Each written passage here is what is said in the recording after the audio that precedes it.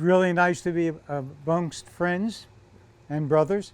It's really important that we get together at these times and just share what went on, what happened, and that's what I try to do with both of my books. Let me first of all introduce myself, let you know who I am. As Peggy said, I'm Ken Bartley. I grew up in New York. I went to college at Pennsylvania Military College.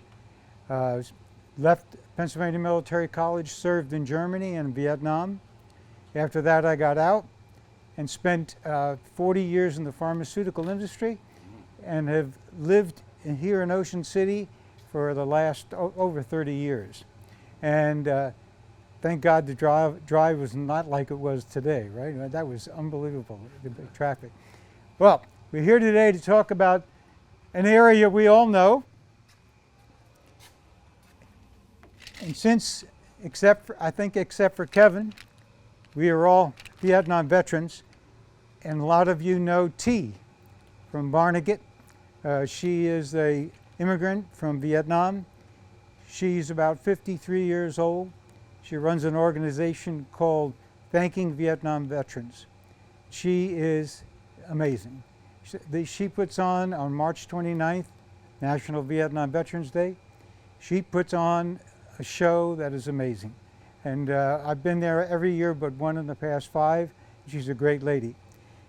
But she also gives me these pins, and I want to give it out to each one of you guys. Welcome home. Wear it with pride. Dan? Thank you. Thank you. My pleasure. Thank you. Thank you, sir. Whoop. Welcome home. Yes. I think you've got one. You sure? Okay. But one thing I want to say, one thing is important with those pins, wear it with pride. I think that's really, really important. Dan Pavisi and I were talking last time I was here, and the key word that Dan used as I was talking to him and as we finished our conversation was welcome home. And that's really, really important. Before I get into the books, I want to just share with you this poster, which was given to me by the National Vietnam War Museum, which is based outside of Dallas, Texas. And the reason why I show it, the reason why I leave it is because a lot of the misconceptions about the war most of them are corrected right here with data and documents. For example, most of the people in the war were draftees. That's not true. Second, most of the 58,281 names on the wall were mostly draftees. That's not true. The other is that the amount of education each Vietnam veteran had was not very good. Well, again, this clarifies it. 79% of the Vietnam veterans in Vietnam had a high school degree or greater. One. That compares to 63% for the Korean War and 45% for World War II. So a lot of the misconceptions this board really, really clarifies. We all know about where we were and what we're doing. I Corps, 2 Corps, 3 Corps, and 4 Corps. On the north was China. On the west was Laos and Cambodia. On the south, on the east and in the south was the China Sea. So you have where the units were, and this isn't really as accurate. They must have taken a time when the units were moving around, because when I was in Phu Bai, which is right there at the tip of that arrow, we supported the 101st Airborne across the street, the 1st and 2nd Divisions, and you don't see them listed over here. But it gives you a representation of what some of the units who were there at one time. Okay? Any questions? I'm going to make this a participatory. Ask some questions, all right? First question I'm going to ask. Oh, Bill? Well, the question is, there were so many units, and I was going to speak to this later. The politicians were running the war. They were just moving around like chess pieces. Yeah. And I know that in the Marine Corps, where I was in, kind of July was the southern Yep. base. They just kept moving them up closer to the DMZ, Mm-hmm. which they were just throwing Marines at the situation and not thinking to think out. I agree. For example, as I said, when here in Fubai, where I was, the 1st and 2nd Divisions of Camp Eagle and Camp Evans were the 101st. When I got to Vietnam, we were up here in Quan Tri City, and what we were doing was clearing out the 81st, the Big Red One, excuse me, who are now being moved to another location. So, Bill, you probably are right. Yeah. To give an example, where I was stationed, the 1st Marine Division, that eventually the 3rd Marine Division took over as the 1st moved up. Then they gave it to the Arvins, and it was overrun. Yeah, that's Overrun. good reason why. It would never have been overrun when Nope. either division was there. A lot of my friends who acted as advisors to the Arvin, they were sick, because as it became Vietnamese or Vietnamese eyes, whatever the word is to using that, turning it over to the Vietnam, they would go out and they would go behind, for example, a bunch of grunts, Arvin grunts, and he would be there as the military advisor. And he said they were fine when they were training. Then as soon as they got into a fight with either NVA or VC, they would go like this, turn around, and they're all running the other direction. So I totally agree with you that it would be a lot different if we would have kept our people there. Yes? I guess the only comment I had about the initial thing was the fact that it's listed that most of the people were not drafted.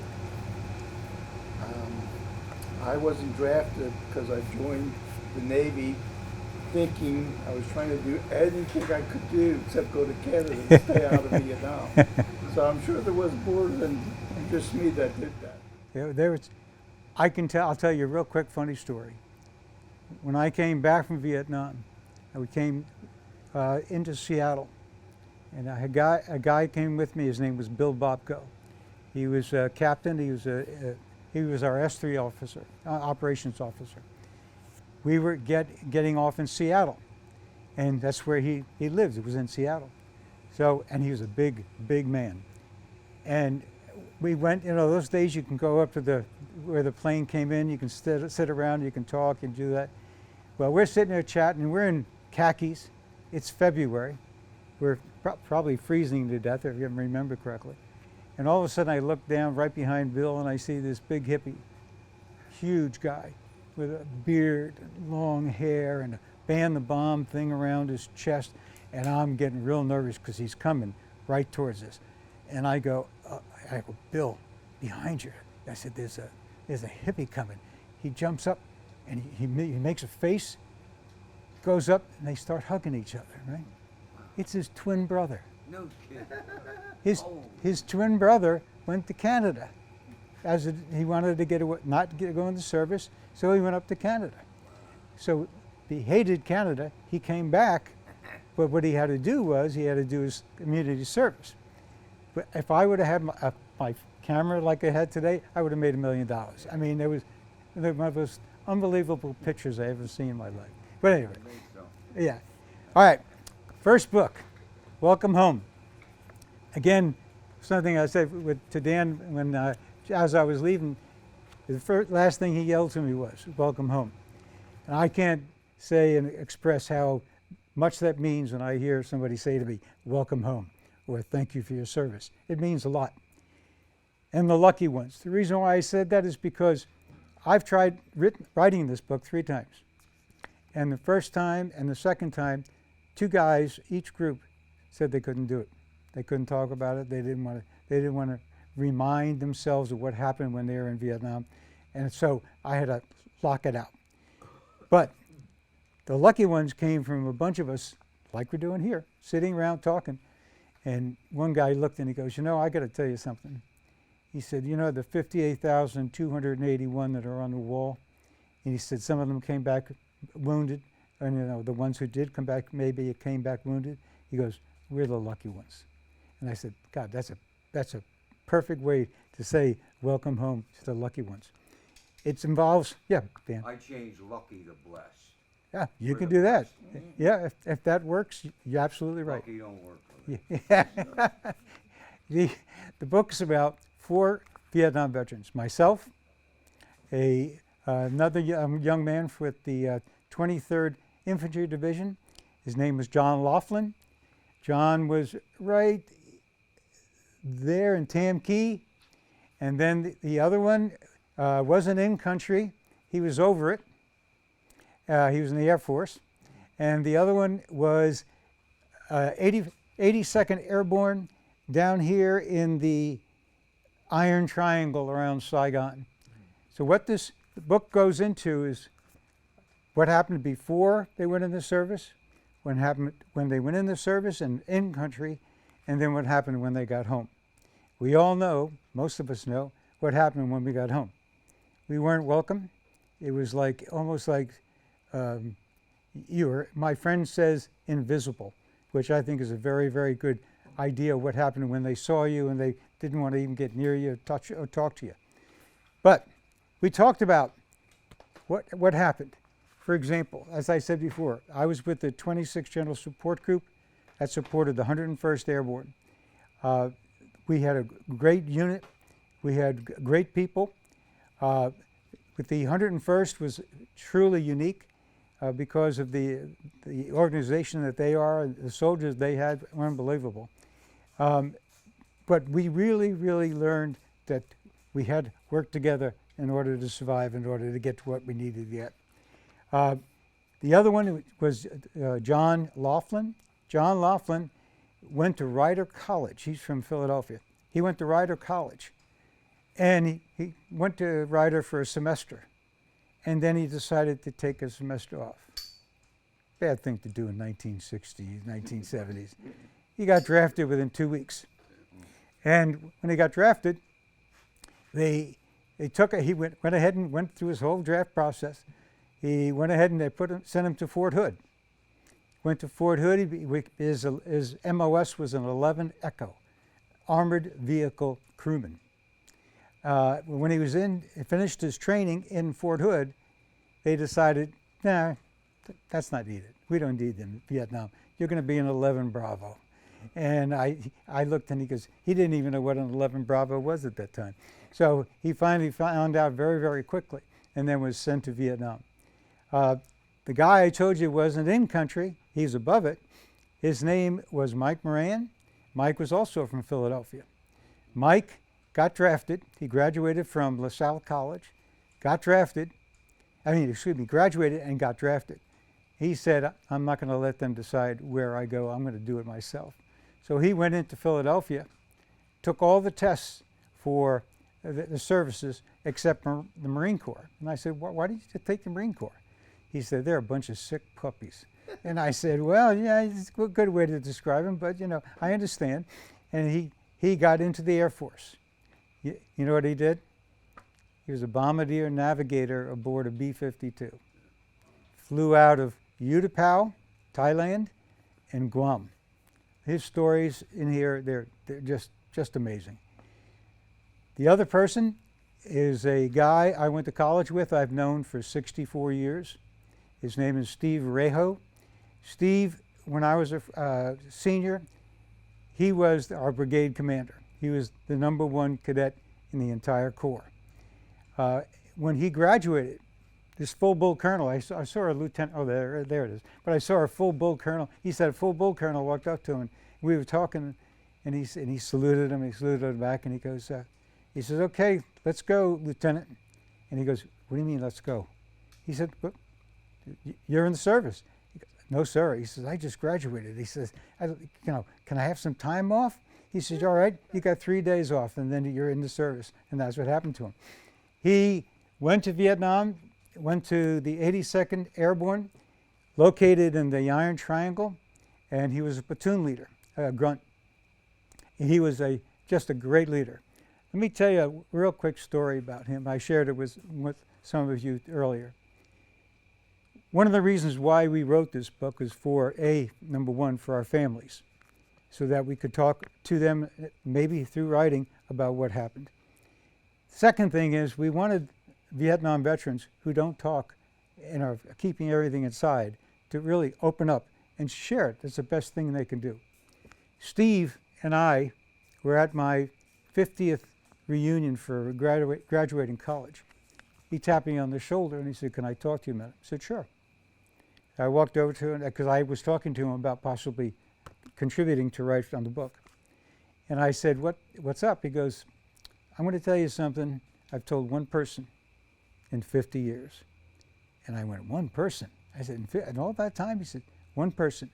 He went on for half an hour, described an unbelievable story. And when it was all over, he looked at me, he pointed at me, and he said, "Now you got to make a promise." And I said, "What's that?" He said, "I don't want you to repeat this to anybody." I said, "You've told 2 people in 50 years, and you don't want to talk about it." He says, "No." And he said, "You know why? Because somebody who's not a Vietnam veteran wouldn't understand what it was all about." So he kept it all inside, and that was sad. That was truly sad. But anyway, so those are the guys who are in the book, and they talk about what happened to them. They talk about their units. They talk about the people they served with. It's some great stories.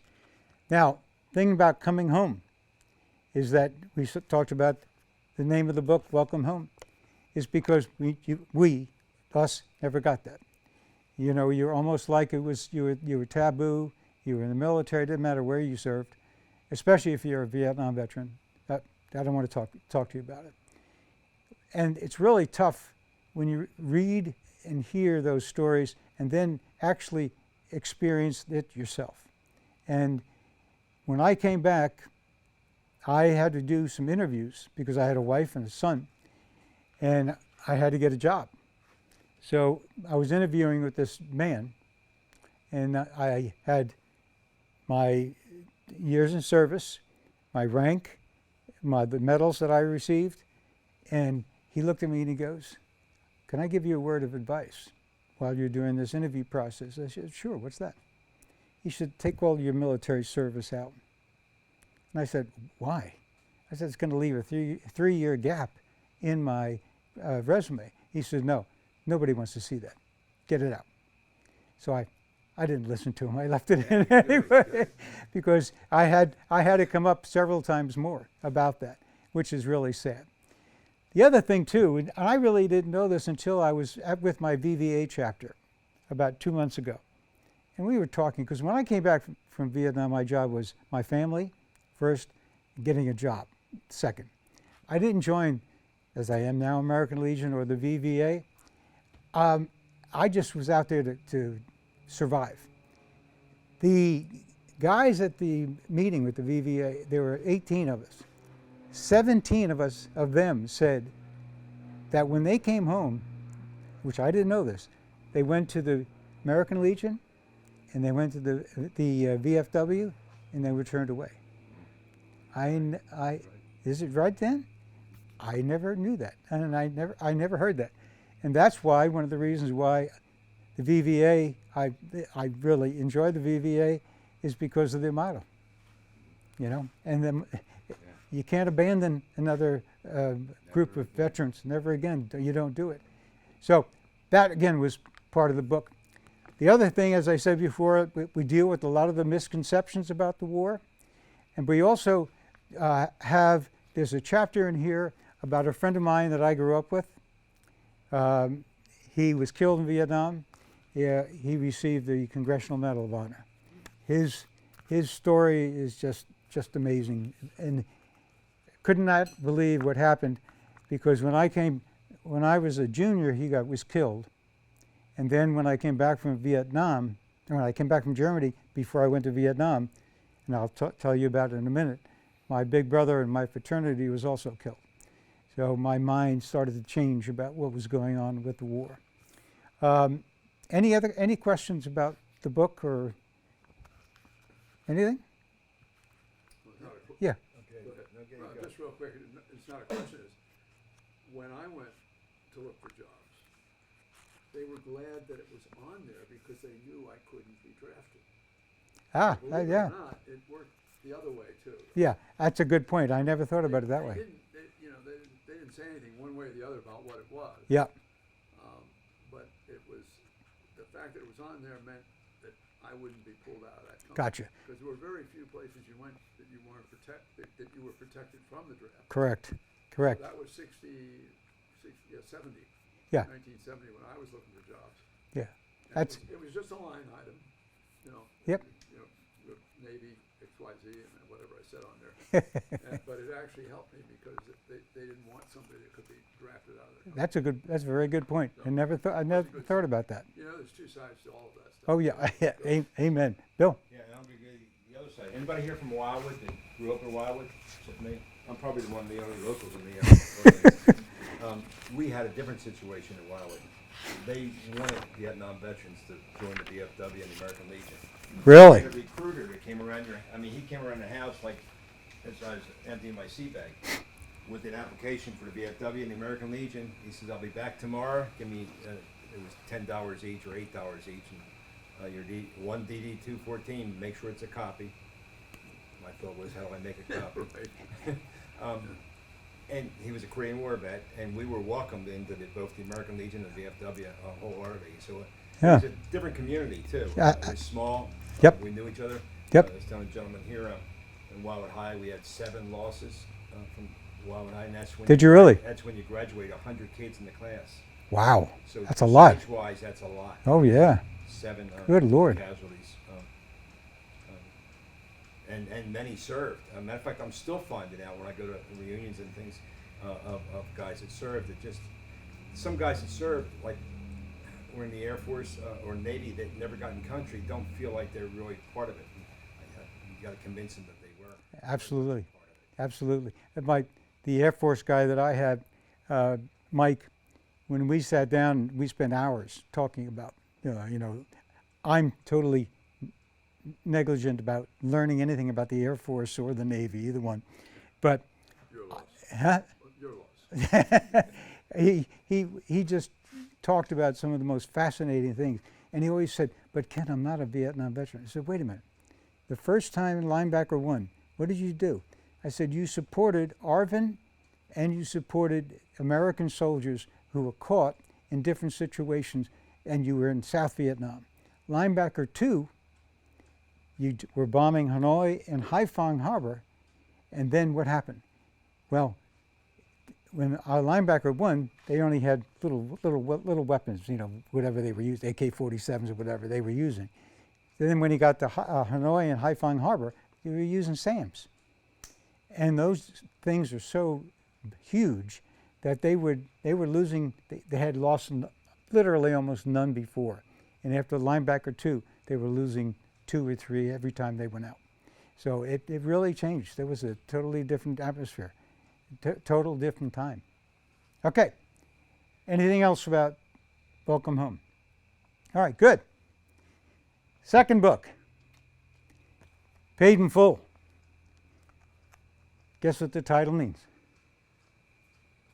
He died. They died, but what else? Or you When every one of you, completed your service and moved on. when every one of you went in the service, what did you do? You signed a blank check to Uncle Sam to be paid up to and including your life. Therefore, the title of the book, Paid in Full. This is about 8 guys that went to Pennsylvania Military College, and of the 8, I knew 5 of them. These are all fantastic young men. And when I was going through writing the first book, I couldn't find anything about any of them but PMC, or now Widener University, to try to find documentation about what their service was. What made me do that is I said, these guys need to be recognized because they should not be forgotten for what they did. So therefore, wrote the book. This book was basically written for their families and their classmates from PMC and their friends. Most importantly, of the widows that I dealt with, 4 widows and 1 daughter, They were unbelievable. They were strong. They provided me with so much information and so much photographs, so much data. I couldn't have done this book without them. They were super, super women. As a matter of fact, I still keep in contact with all of them. Now, I'm going to give you a thumbnail sketch of all 8 of them so that you have an idea of what we're talking about. One of them I may get a little more detail. It's if Peggy doesn't yell at me for time-wise. All right. First of all, when they died, the average age was 24. 3 of them were dads before they left for Vietnam. One, Dan Monahan, was a Special Forces Green Beret. He was in a UH-1 on his way to a mission. When across the radio came a wire, and it was from the chaplain that his wife gave birth to a girl. Her name was Maureen, and they wanted him to know. Unfortunately, 8 days later, he was killed. And I'll tell you a story about that in a few minutes, which is really, really, really, really something. Okay, now we had 2 pilots. One pilot I had mentioned before with the Sea Knight, we were talking in the back, from the 7th Fleet. The other was shot down in Vietnam.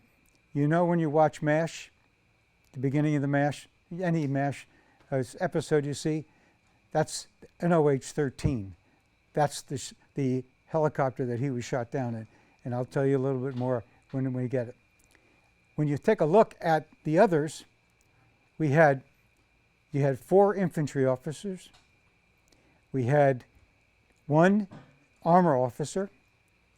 We had 1, I want to say, well, I would say ordnance, but he was a great guy. His name was Bill Allen. That was my big brother when I had pledged fraternity. The other was in transportation, and that was my branch. And his name was Dave Wilson. He was also a fraternity brother of mine. Tell you about what happened when you looked at the 2 chopper pilots. We already talked about the one with the Marine Corps and the 7th Fleet. And going down, no body was recovered. The co-pilot's body was not recovered. The crewman's body was recovered. And they tried to get to the aircraft. It was in the Indian Ocean, but they couldn't do it because it was shark infested. So the family never knew what happened to him because it was a top secret mission. At that time, they were tracking Soviet submarines from the 7th Fleet and also watching them and also going up along the South Vietnam coast. But they couldn't tell his parents. They never knew, even after they passed away, they never knew what happened to their son. But I thought that was really tragic, really sad. Now, the other one, Bud Stevenson, also an infantry officer, flew the OH-13, and he was with a young 18-year-old observer when they got shot down, and I'll get into that in a minute. And he wasn't killed then. The 18-year-old was. He wasn't killed then. He died 4 days later. But I'll tell you the story behind that. Now, these guys, their stories were amazing. One of them, Dan Monahan, the one who was told he was a dad while he was in a chopper on the way to a mission. He was a Special Forces Green Beret. He had a book written about him called Mekong First Light. It was written by Joseph Galloway Jr. Joe actually served with him in Vietnam. And Dan was his CO, and also he tried to help train some of the lieutenants who came in. But what was extremely unique about the whole thing was that in the beginning of the book, and I never saw this in any book that I've read, Joe Galloway wrote a letter to his daughter Maureen. And his daughter Maureen was either 17 or 18 years old when he sent it to her, considering when Dan was killed in Vietnam and when the book was released. Absolutely amazing. It's a one-page letter, and I tell you, he talked about the man, the leader, the individual, the human being, the protector of his people. He goes down the litany because he wanted her to know about her father, because she never knew about him. And it's just an amazing story. Another story in the book was about a guy named Jack Gagan. Name is not familiar to you, understandable. Jack was our brigade commander a year before I got to Pennsylvania Military College. He was one of those people who are totally unique. And as a matter of fact, a couple of the guys described him as unique. He had a movie made about him. Some of you may have seen it. Some of you may have heard it. We Were Soldiers, starring Mel Gibson. Well, that's about Jack Gagan. If you look at it, Jack with his wife and his small child. The small child is the one I told you about the 4 widows and the daughter. I communicate with her, Cammie, all the time. She's 57 years old. And we had some unbelievable chats and discussions, and it was difficult for them to go through all that, but they made it because it was just, they wanted everybody to know about their dad and their fathers. Third one was the guy I told you about, Bud Stevenson, who got shot down on the OH-13, which is like a bubble, and it went upside down when it landed. When Bud was shot, he had 11 bullet holes from his waist to under his arm. 11 bullet holes. The 18-year-old next to him was dead. The story of how they tried to get him out was amazing. One guy, W4, Rex, his name is Rex Dula. Rex and his gunner, Bobby Pridmore, 18 years old. They were shot down and they were NVA coming in all directions, coming like crazy.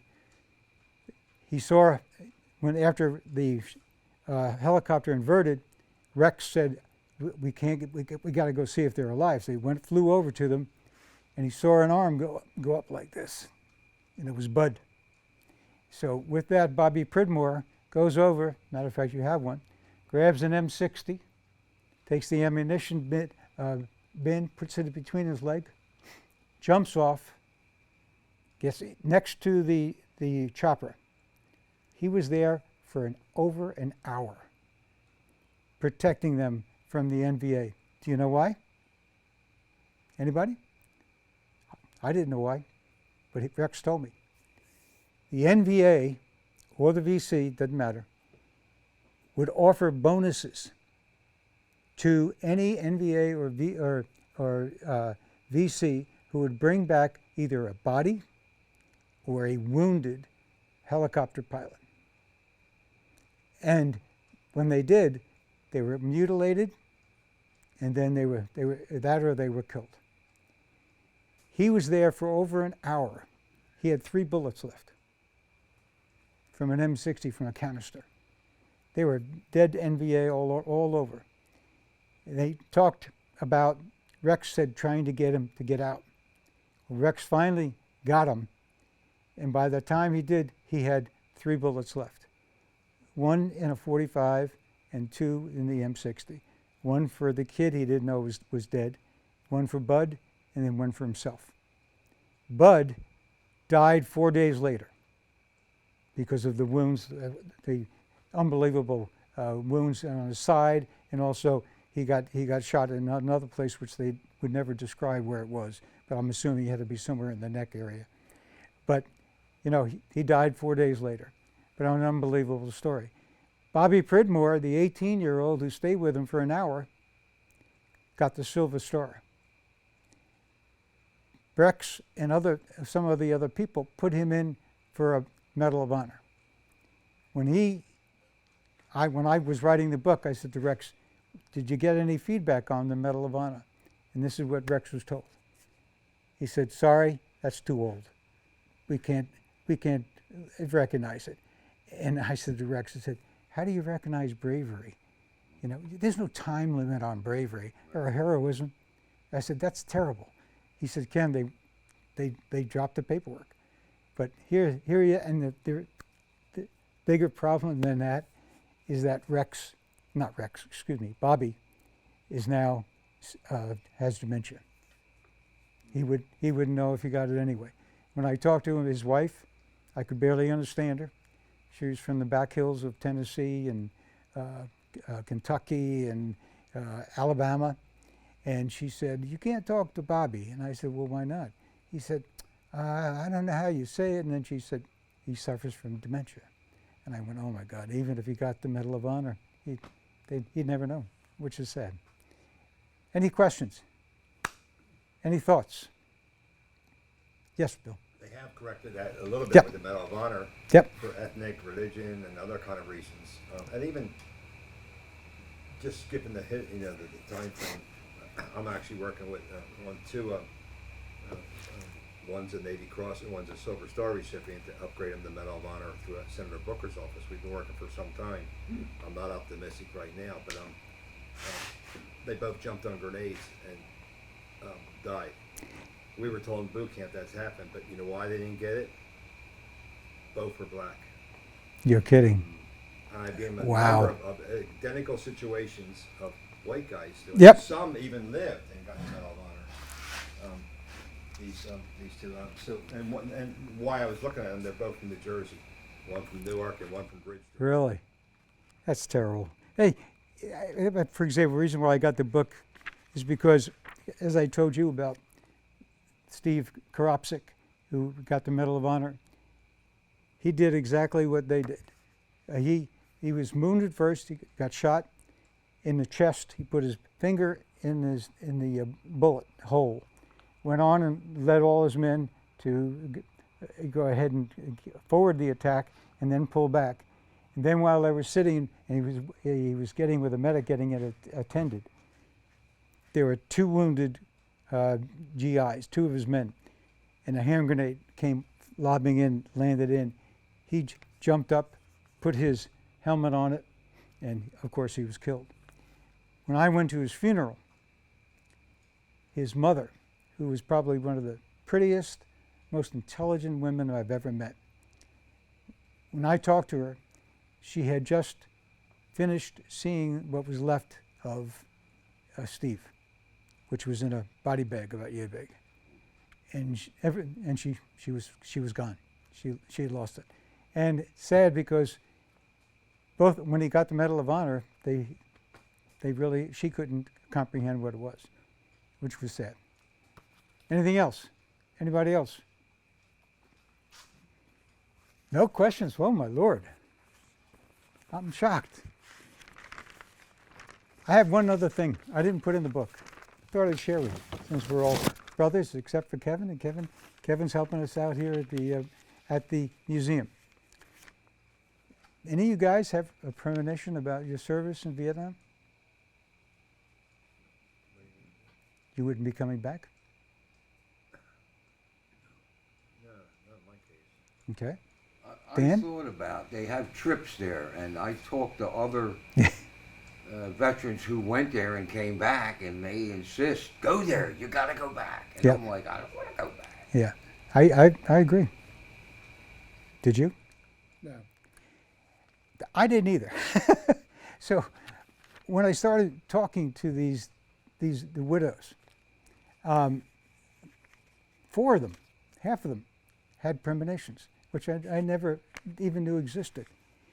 One, Bob Chinquina, he was with the 11th Armored Cavalry, or what they call the Black Horses. He was a tank commander. He was a senior at Pennsylvania Military College, and he was in the room, and he's got a piece of paper, and he's writing things on a piece of paper, and he's got a big plastic bag. And his roommate, Doug Haywood, in the room, Doug, his name will come up in a minute or two, which is really eerie. And Doug said to him, "What are you doing?" He says, "Oh, just in case I don't come back to Vietnam, take all my stuff, put it in this plastic bag and send it to this address." And Doug was an infantry officer. When Bob was killed in Vietnam, Doug was not even a click away.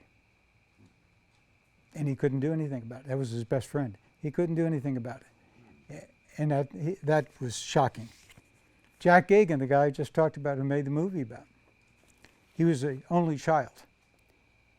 He spoke to his dad after taking care, told him that he's going to take care of his family if he's in Vietnam and doesn't come back. His widow, Barbara, who only died like 2 years ago, great lady, she didn't know anything about it. Jack's father came up and told her when he made him promise. And Jack's dad said to her, he said, "I have a bad feeling about this." And unfortunately, it came true. He was with the 1st Cav Division of the 7th Cavalry. Another one, Dennis Isom, who's also in the book.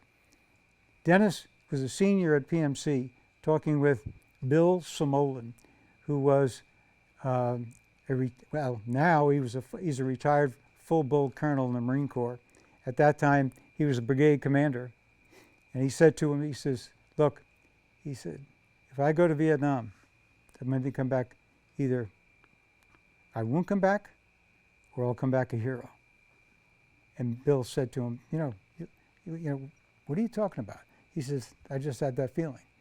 And that's kind of eerie because when I talked to Colonel Samolin, he literally started crying when he started telling me about what had happened and what he described that Dennis had told him. Bud Stevenson, the guy with the OH-13 who was killed. His widow, Carol, her name now is Carol DeBunda. She found out from her father that when her father took Bud to the airport to go to Vietnam, he made her father promise that he would take care of the kid, his one son, and Carol, if he didn't come back. 1st Cav, 9th Cavalry Division. He did not come back. So kind of eerie. I didn't put it in the book because I couldn't get a hold of all the widows to get the actual information. Any other questions about the book at all or anything we talked about? I guess I just want to make a comment Go ahead. about the museum because, and the fact that for me, it was hard to talk about. Yep. And I didn't talk about it for years and years. Volunteering here has helped me because it made me talk about people that came in to see the museum. And, and I witnessed a lot of individuals, Vietnam veterans that either hesitate to come in or won't come in, or when they do, they feel better about it. I totally agree with you. Like I said, of the 4 guys that decided to pull out, one of them was a very good friend of mine. And I said to him, "You got to talk about it." I said, "And even if you just talk about it with us, with a bunch of other Vietnam veterans, you got to talk about what happened. Because if you don't, you're going to carry it, and one day it may unfortunately go the wrong way." But I agree with you. There's quite a few who won't talk about it at all. And it's sad because I really helped them out.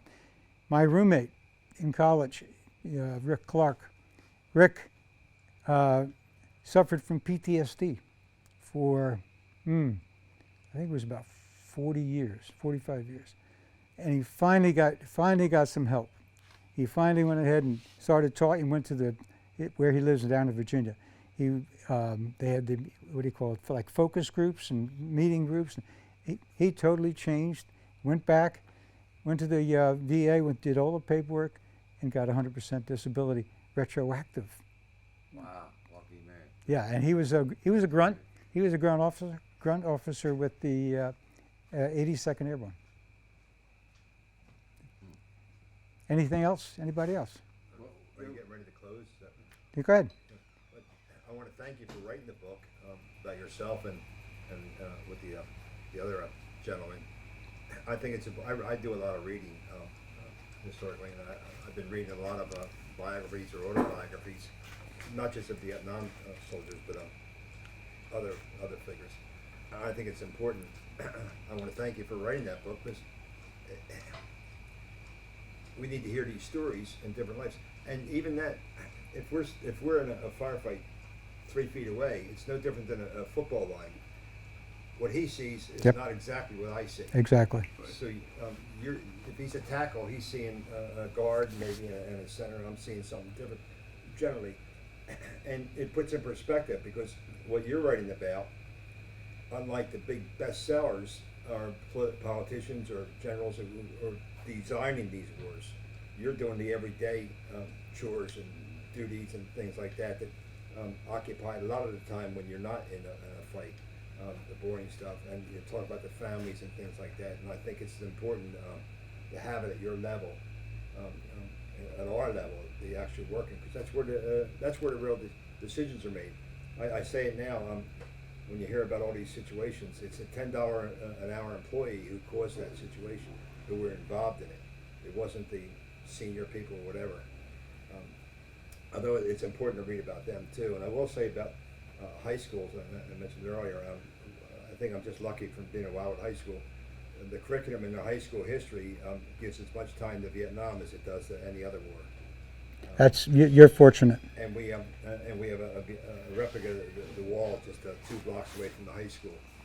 And Dan will tell you, every Veterans Day or near Veterans Day, we don't do it on that day, the 3rd grade from Glenwood Avenue, 1 mile away, walk to the wall and then walk back and get an education. And I've met those kids over the years as they graduated. But we do live sessions at the thing. And what I tell them, if they want to read history books, read biographies and autobiographies. That's history. Good point. Read the over. Don't look at a chart like that and read it and say, "Oh, I know all about the war." Yeah. One of the things I was going to do if there was a more of a mixed crowd was going to start off and ask a question. The question's very simple. I want to hear your initial response when I say 2 words: Vietnam War. And the responses I've gotten have been actually amazing. I mean, and it goes back to what you said, Bill, about education. I was supposed to speak 2 years ago at Ocean City High School, and had ordered books, and was just on Welcome Home. Had ordered books and getting ready to go. I was in Ohio at my grandson's confirmation. I had driven back just to do the 3 days of talking. He called me the night before and said, "Oh, Ken, by the way, I'm sorry, we decided not to do it. We don't want them to hear about the war." What? And I went, "What?" Yeah. I said, "They have to hear about the war so this doesn't happen again." Right. I said, it was the biggest waste of life and the biggest waste of a lot of guys' times, mentally and physically. I said, but they have to know about that so they can try to keep it in abeyance and not worry about it. But they didn't do it. Well, they should talk to the 5 history teachers who are at High. They would convince them that they should be talking about it. Well, I you know what? If I would have known that, I would have had them call. Because not only did the kids lose the perspective, they had no idea what Vietnam War was or is. And yes, Peggy. That brings a great point of one of the reasons why what motivated me to enlarge a picture of my dad when he came home from Vietnam for the first time in his uniform at the Philadelphia airport. And it would be the first day that he would meet me, because my mom and dad, they married before he left. How old were you? I was almost 2. Okay. My mom, just a small little family all greeting him, waiting for him at the airport. And my aunt took the picture, and my aunt gave me the picture, and she told me the story of the picture. That as he was walking towards us, they were spitting on him. Mm-hmm. And of course, my dad, he didn't care. He just kept Oh, yeah. kept forward. You're home. He saw his family, and that's all that mattered. But my aunt, she captured that moment in time, enlarged it is because my nephew, I showed him the picture, I told him the story, and he says, why were they spitting on him? So my nephew, he's, in high school, Yep. and that just blew my mind. And that's why I tell that story and I try to educate about that, because yes, it just seems like the younger generation They have no, losing it. no, They're they have losing it. no Yeah. concept at all. Yeah, a thing also about when as I told you the funny thing about the twin brother coming back with Ban the Bond and all this. We were on the plane. We were flying from Fort Lewis to Philadelphia, and I'm befriended a Spec 5 E5 buck sergeant. And we were talking. He'd been in Vietnam 18 months, had a lot of combat, and he says, "Oh man, I'm so excited to get home." He says, "I can't wait. This is going to be fantastic." So I said, "Well, I hope you have a great life. Enjoy it." So we get up. As we get up to get out, this stewardess came up to him and gave him a note. And he looked at it, and he stopped, and everybody was stopping behind him. And I said, "What's the matter?" He says, "Look at this." And it says, "Dear John, Mom and I are busy. Why don't you take a cab home?" And I looked at it, I said, "Oh my God." I said, "That is horrible." He goes, I don't know what to do." He says, "I think I'll just go to the bar and wait a little bit then to get a cab." Then when I came out, it was my father-in-law, my mother-in-law, and my wife, and my 2-year-old son. That wasn't a fictitious note. That was really. The stewardess she came up to him. She said he was a E5, he has a name tag on. And she walked up and she said, "Here, this is for you." And he read it, and he's, like I said, he stopped in the aisle, and he was like, I said, "What's the matter?" I said, "We'll give you a ride home." Because he lived in the Northeast, and we lived in Delaware County. And he goes, "No, don't bother." He said, "I'm just going to go to the bar and I would've drink it went off." for him. Yeah. But yeah, it's true. Yeah. About the kids, it was really interesting, the last discussion that we had here. There was about 7 young school kids that were here because their teachers starting to tell them about the Vietnam War, and though it's not part of the curriculum, and they came to they didn't even know there was a discussion going to be. They just came here to visit the museum, and they actually stayed for the discussion. That's fantastic. Yeah. That's great. I did a talk up at Valley Forge Military Academy about 2 months ago. I also went to a military high school. So just to let you know, you still got to stop drinking in the middle of the day. And I went to a military high school, and I was really into all this stuff with the military. I was going to go to West Point, and then thank God decided not to. But they just have no grasp, the kids today, of what, and I'll say this, and you may think it's hokey, duty, honor, and country. Right. And I look at them and I say, "Do you understand what that means?" And at Valley Forge, I had to explain it to them because, I mean, they were mostly freshmen and some sophomores and a couple of juniors. There were like 35 people there. But the teacher who had me do it, she was a pistol, and I said to them, "Look, guys, you can ask any questions you want." And they were, well, women do. They're both now. And I said, "Ask your questions." Well, they started asking questions. Then this one kid is in front. He says to me, he says, "Sir," I said, "Yeah, what can I do for you?" He goes, "How many gooks did you kill?" So I You looked. get that from second grade. Yeah, I looked and I go, "Well, first of all, we don't call them that, okay? They're Vietnamese.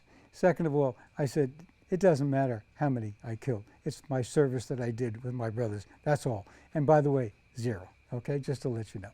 But, I mean, they had not a clue and a concept of what we did.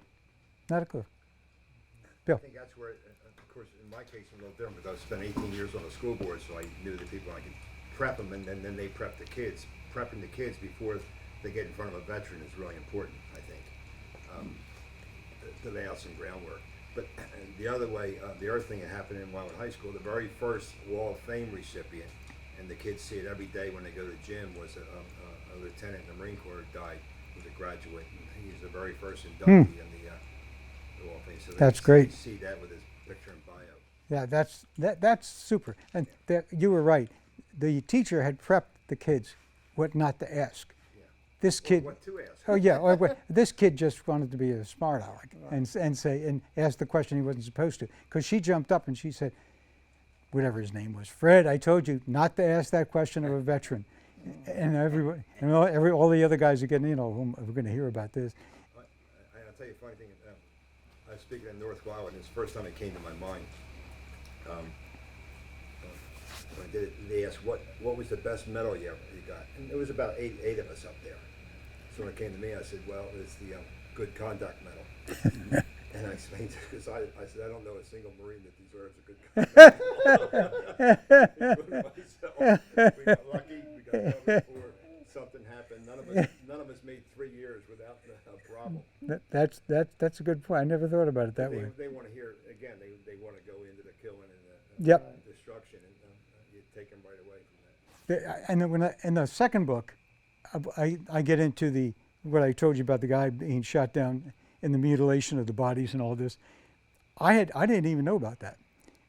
It was with the pilot Rex telling me. He says, Ken, this is why we were there to get Bud and get the observer out. He said, because if they didn't, they would be mutilated and killed. And I said, good point. He said, but that's something they need to know. Because did you ever see it in the press? Did North Vietnamese VC mutilate bodies, American down pilots? I never did. So, I mean, that's things that they need to understand. And it's not easy, but true. No doubt about that. But they have to understand it. But they don't. Okay, I have go a ahead. question for Yes. Freddie. Do you know what school that the young men were coming from? Near Glassboro. Okay. Okay. Well, first of all, I want to thank you for sitting there and being patient and listening and, having some good questions. I think that's important. But most importantly, the reason why I wrote both of these books is because we, as brothers in Vietnam, deserve to be recognized for the service that we did. And unfortunately, it's coming around, but it took a long time for that to come around. Mm-hmm. Second, these 8 men, average age 24, there are 58,281 on the wall. They're not any exceptional to any of those. Everybody that's on that wall deserves the recognition for the heroism, for the bravery, for the valor they had, but most importantly, they can't be forgotten. And I think we as veterans, we're the ones who have to prolong that, take it into perpetuity if we can, because they really can't be forgotten. Because they are the ones, unfortunately again, who paid in full. But I just want to let you know that with the widows that I talked to and the daughter, the only thing they want to hear from me is that their fathers or their husbands will not be forgotten. And I said, guarantee it. Yeah, Bill. If you're done, Yeah. we just dedicated the Gold Star Family Monument in North Wildwood in May. Yep. And the keynote speaker was that situation. Her father had died in Vietnam in a plane crash. And she was 4 years old, so she has absolutely no memory of him. They saw each other, but a 1, 2, and 3-year-old has no memory of an adult. She was the keynote speaker, and she. Yeah, we had a guy who was World War II vet. The guy was absolutely amazing. He was about 103. Funny. I don't remember his name. I apologize. But you were talking about the girl, and I'm losing my train of thought. Getting old is great, isn't it? I can't remember. Don't worry about it. Not important. But it's just something that we have to continue to reiterate and continue to bring up, because they've got to know about it. You know, I have a grandson who's 28. He couldn't go in the service. He wanted to because he botched his back up when he was working one time. And I have a grandson who's 16. I don't want to see them go to Vietnam. I want to see them if they want to be in the service to serve the country, but not to go to Vietnam. They need to understand why that occurred. So they're not doing that and making the right decision, the right choice. Any other questions? Again, thank you for your attendance and for your listening. And if anybody wants to buy a book, they're for sale up there. If not, I really appreciate it. Thank you very much. Thank you, Ken. No Thank you, problem. Ken. I appreciate it.